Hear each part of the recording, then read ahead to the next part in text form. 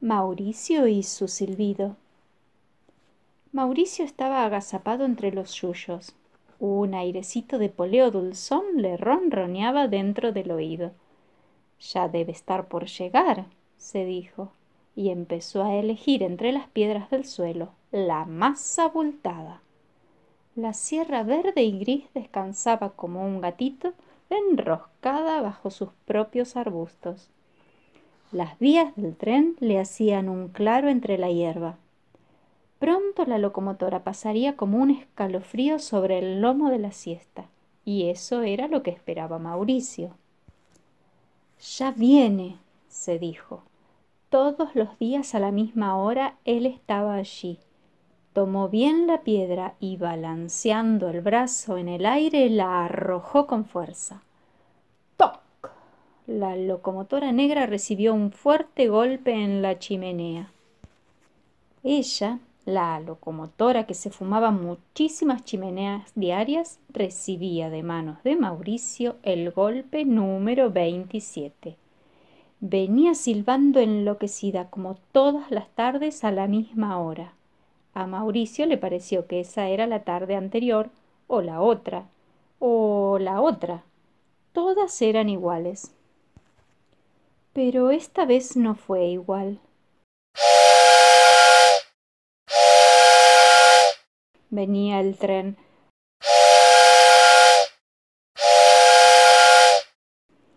Sin que Mauricio se diera cuenta, la locomotora sacó, vaya a saber de dónde, una mano negra y, arrancando un trozo de su silbido, se lo arrojó a la cara. Cayó sentado sobre la hierba. Sintió que se le metía entre los labios una especie de pececito movedizo. ¡Ay! Quiso decir, pero le salió un agudo, igual que el de la locomotora. En medio de su sorpresa se puso contentísimo. Correteó un poco pisando las hierbas olorosas, haciendo...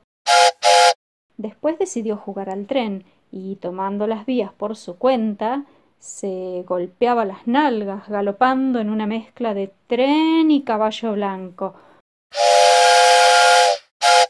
Decía. Por fin se cansó. Tengo que volver a casa, quiso decir, pero le salieron tantos como las palabras que deseó pronunciar. ¡Mamá! Gritó. Salió. ¡Mamá querida! ¿Qué me pasa? Empezó a asustarse. Sacudiéndose los pantalones, se fue rápido al pueblo para ver si su mamá le solucionaba el problema. Durante el camino trató de no hablar, por las dudas. ¿Dónde estuviste, Mauricio? Preguntó mamá. ¿No te parece que ya es pasada la hora del té? Sí, mamá, quiso decir Mauricio, pero moduló un suave ¿Cómo, Mauricio? No sé qué me pasa, mamita, lloró.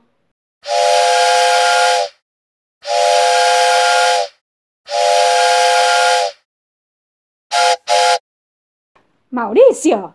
El niño se prendió a la pollera de su mamá y a su contacto se sintió un poco mejor. Lloraba mucho. Mamá, asustada, lo sentó en su falda tratando de calmarlo.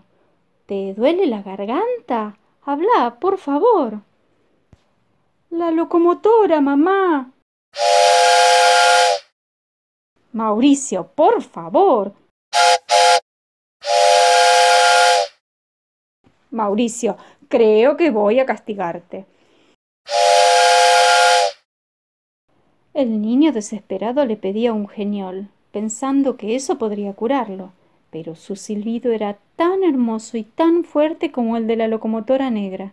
Se fue a dormir sin cenar, porque cuando vino papá, solo pudo decirle y de la misma forma lloraba abrazado a la almohada.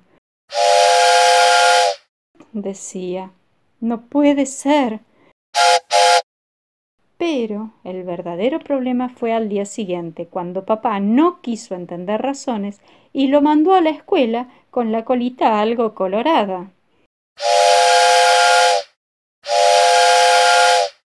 Lloraba Mauricio dentro del aula porque la maestra lo dejó sin recreos y sus compañeros lo miraban con curiosidad. Mauricio sabía escribir poco, así que con mucha dificultad hizo una esquelita a su amigo Nené, donde le decía: «Le tiré piedra al tren y el tren me tiró silbido». Nené voló muy asustado a mostrarle la esquela a la maestra y ésta llamó por teléfono a papá. Hablaron de un psiquiatra. ¿Qué sería un psiquiatra? ¿Sería una inyección? ¿O una purga? Se quejó desconsolado Mauricio.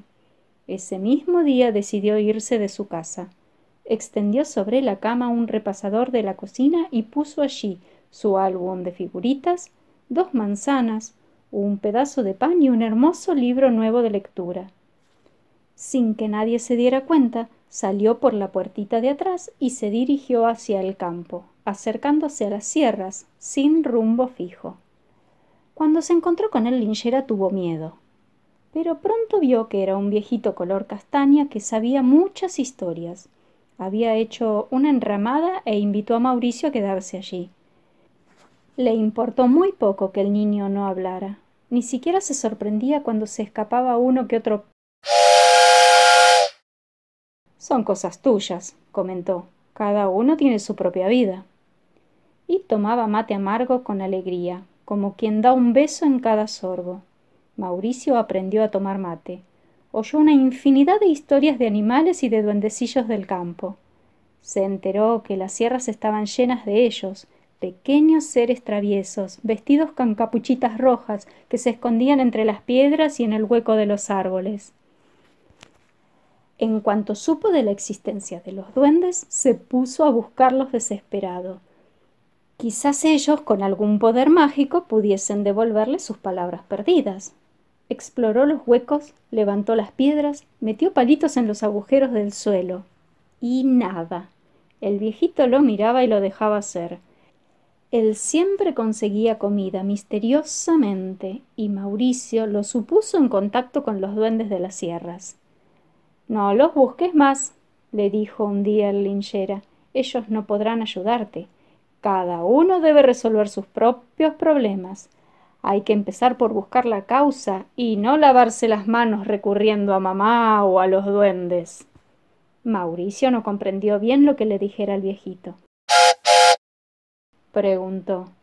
Entonces el viejito le dijo que todo lo que nos pasa es el resultado de nuestras propias acciones o de las acciones de otras personas, y que las soluciones hay que buscarlas allí, entre los hombres, y no fuera de ellos. Mauricio pensó mucho en eso. El no poder hablar lo habituó a pensar más, a enroscarse dentro de sí mismo. Y así fue que un día, tímidamente, volvió a sentarse a esperar el paso de la locomotora. Tenía miedo. El aire y el olor a poleo eran exactamente iguales a los del día en que arrojara la piedra número 27. Temblaba un poco sentado frente a las vías. Cuando a lo lejos oyó el pito del tren, su corazón enloqueció. Mauricio estuvo a punto de salir corriendo. Escandalosamente apareció la locomotora negra y el niño la miró con fijeza. «¡Chau!», le dijo. Sintió de pronto como si un pececillo movedizo se le fuera de la boca. Tenía la lengua un poco dura. «¡Mamá!», articuló en un susurro. «¡Ya hablo!». Levantándose corrió hacia su casa por entre el poleo y las piedras y los huecos profundos poblados de duendes de rojas capuchitas.